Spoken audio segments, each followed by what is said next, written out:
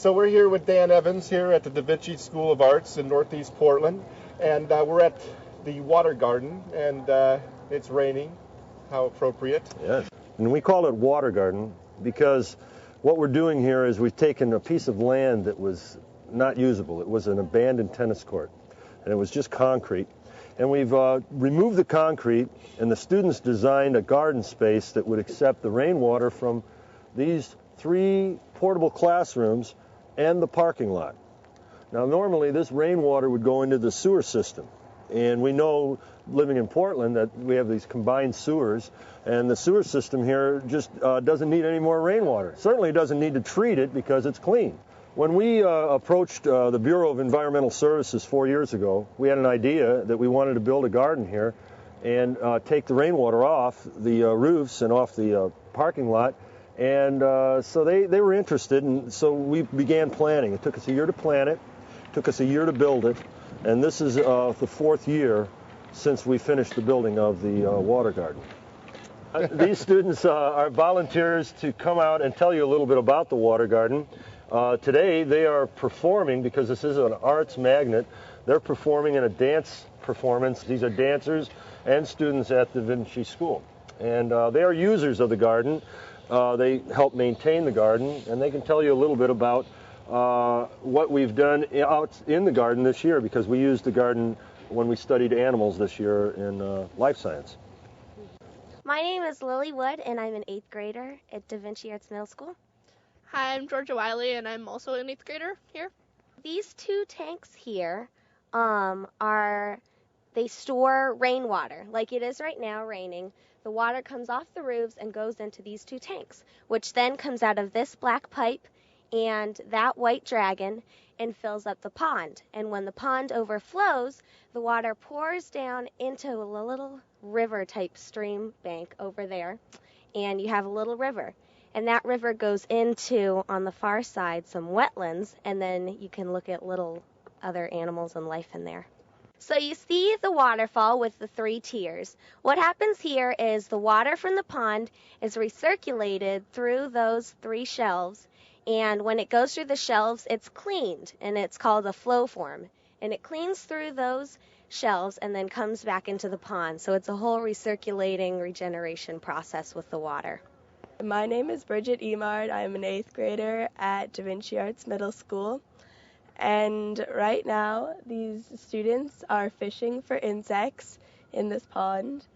And some of the insects you will find in here will be water scorpions, water boatmen, and sometimes dragonfly nymphs.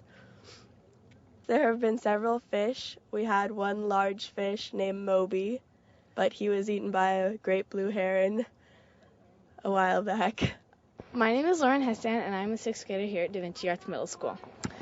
And this is our wonderful stream. This stream exhibits 750,000 gallons of overflowed rainwater from our pond into a second pond, and which normally would go into the sewer system, but goes back into the earth to be used for our plant life at the Da Vinci Water Garden. Hi, I'm Sarah from Da Vinci, and I'm an 8th grader.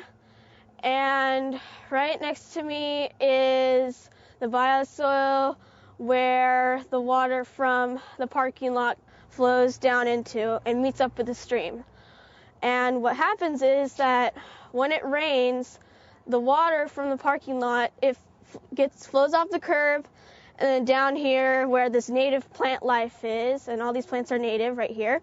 And what happens is that when the water flows down here, these plants, the plants in the bioswale cleans out whatever oil or something might be in the water, because of course the cars might leave some traces of gasoline in the water.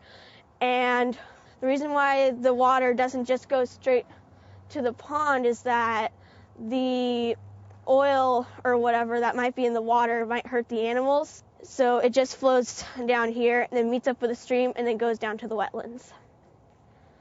Now what we're looking into here is a living machine.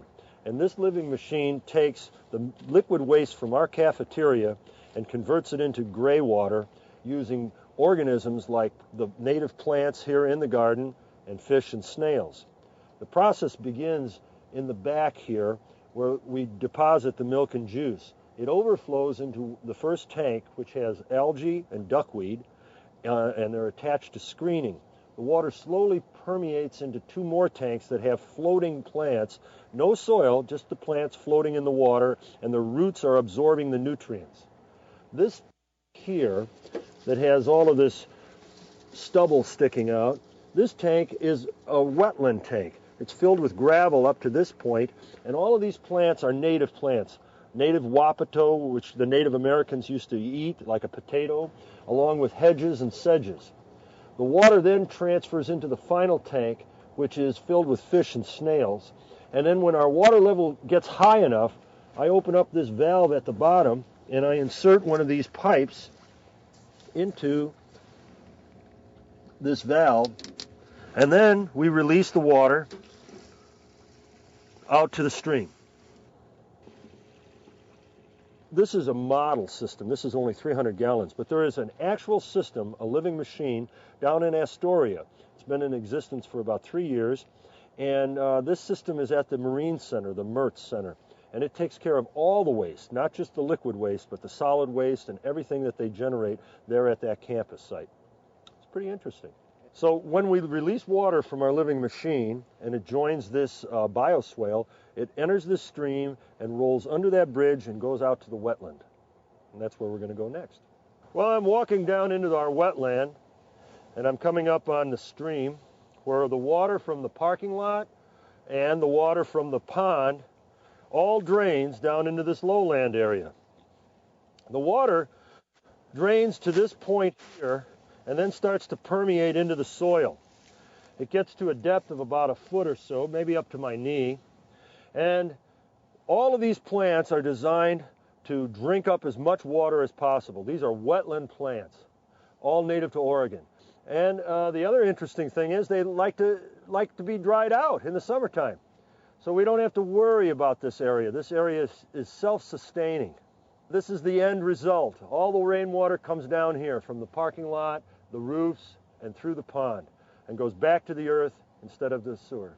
So we believe that this garden has the capacity to hold much more water than we already take in. We take in about 750,000 gallons of rainwater annually, and I believe that this garden space could probably take on twice that much.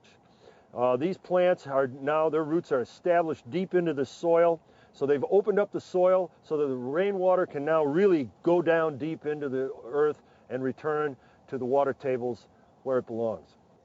Some people might ask, how do you build a garden like this?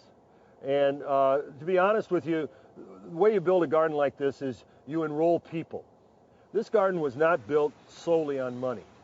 In fact, the budget for this garden was just a fraction of what it cost to build spaces like this.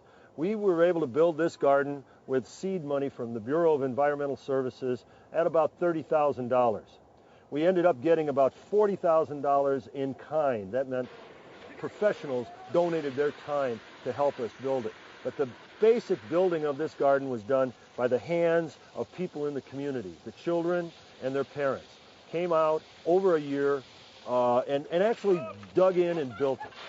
Now, that's a great savings because right now we're building gardens and water sustainability at a cost almost 10 times or 20 times that amount.